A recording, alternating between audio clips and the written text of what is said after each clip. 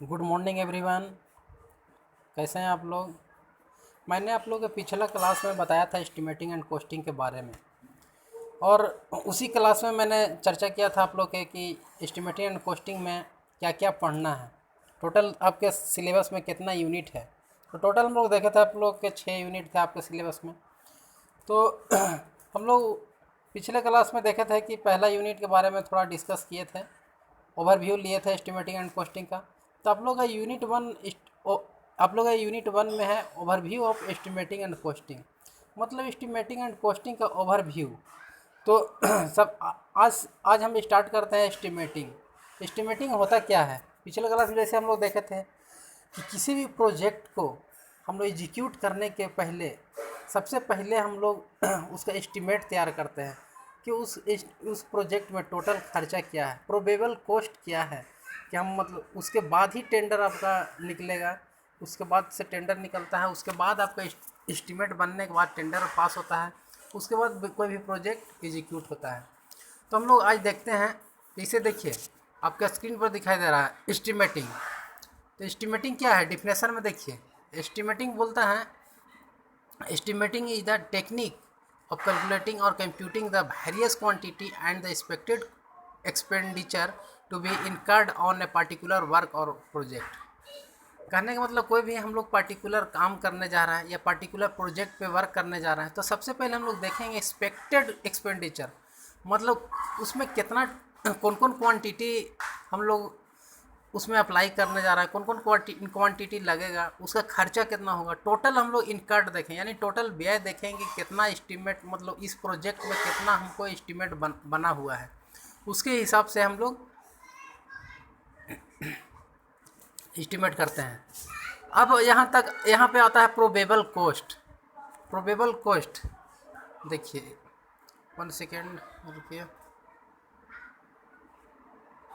Yes, अब आता है देखिए प्रोबेबल कॉस्ट। प्रोबेबल कॉस्ट क्या है, जैसे कि हम लोग अपना एस्टीमेट में देखिए, एस्टीमेट में हम लोग देखें कि इसमें हम लोग कोई भी प्रोजेक्ट का एस्टीमेट बनाते हैं तो देखते हैं कि टोटल कितना उसका व्यय है, मतलब एक अनुमान दाम कितना है, अनुमान कॉस्ट कितना है, अनुमान खर्चा कितना होगा इस प्रोजेक्ट में, वही है प्रोबेबल कॉस्ट। सपोज जैसे मैंने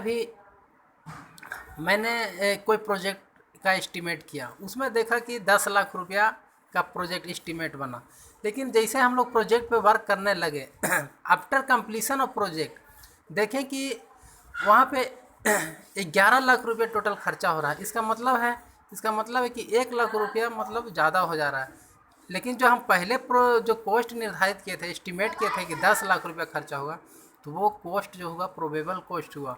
और जो मेरा अभी उस कॉस्ट को प्रोबेबल कॉस्ट कहते हैं।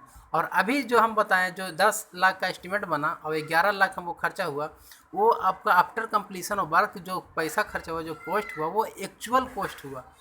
तो हम देखेंगे एक्चुअल कॉस्ट, देखिए नीचे डिफिनेशन में है, cost which determine after completion of project is called actual cost. तो आप लोग एक्चुअल कॉस्ट समझ गए होंगे, प्रोबेबल कॉस्ट समझ गए होंगे, एस्टीमेट समझ गए होंगे। इसके बाद देखते हैं कि हम लोग ये सब एस्टीमेट बनाते क्या है, किस चीज़ का एस्टीमेट बनाते हैं। तो अभी हम लोग बताए ऊपर में, देखिए ये चाहे वर्क का बनाते हैं, ये कोई भी प्रोजेक्ट, कोई भी काम करना, चाहे छोटा हो बड़ा हो, चाहे प्राइवेटाइजेशन प्रोजेक्ट हो या गवर्नमेंट का प्रोजेक्ट हो। तो आप देखेंगे प्रोजेक्ट, तो जनरली देखते हैं कि हम लोग प्रोजेक्ट 2 प्रकार के होता है, एक न्यूली डेवलपमेंट प्रोजेक्ट होता है, एक मेंटेनेंस प्रोजेक्ट होता है। मेंटेनेंस प्रोजेक्ट कहने का मतलब है कि ओल्ड प्रोजेक्ट, जैसे हम लोग मेंटेनेंस वगैरह जो करते हैं।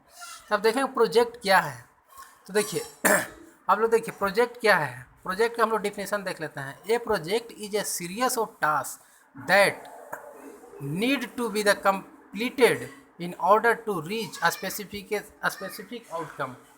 मतलब आप यहाँ पे वर्ड देखिए, सीरियस ऑफ टास्क, मतलब सीरियस ऑफ टास्क कहने का मतलब है यहाँ पे कोई भी प्रोजेक्ट हम लोग बनाने जा रहे हैं तो वो टास्क आपका सीरियस है। ये नहीं कि प्रोजेक्ट हम लोग उसके एग्जीक्यूट करने जा रहे हैं और बस मान लो 6 महीना का प्रोजेक्ट है, उसको हम लोग 3-4 महीना ऐसे ही टाइम काट दिया, जब 6 महीना पता चला मेरा प्रोजेक्ट कंप्लीट नहीं हुआ, तो उस केस में आपको हो सकता है गवर्नमेंट के थ्रू आपको प्लांटी के तौर पे आप पे FIR हो सकता है, आपके जुर्माना आप पे लगाया जा सकता है।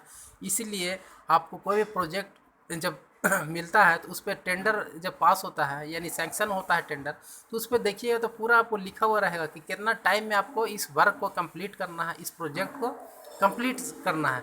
तो उस टाइम में ही आप लोग के कंप्लीट करना होगा। इस प्रकार आज हम लोग प्रोजेक्ट देखें। हम लोग अगला क्लास में हम लोग देखेंगे कि प्रोजेक्ट के बाद हम लोग देखेंगे कि इसका पर्पस क्या है, एस्टिमेट एंड कॉस्टिंग करने का पर्पस क्या है। तो ओके, थैंक यू। हम लोग नेक्स्ट क्लास में देखेंगे purpose of estimating and costing. Thank you.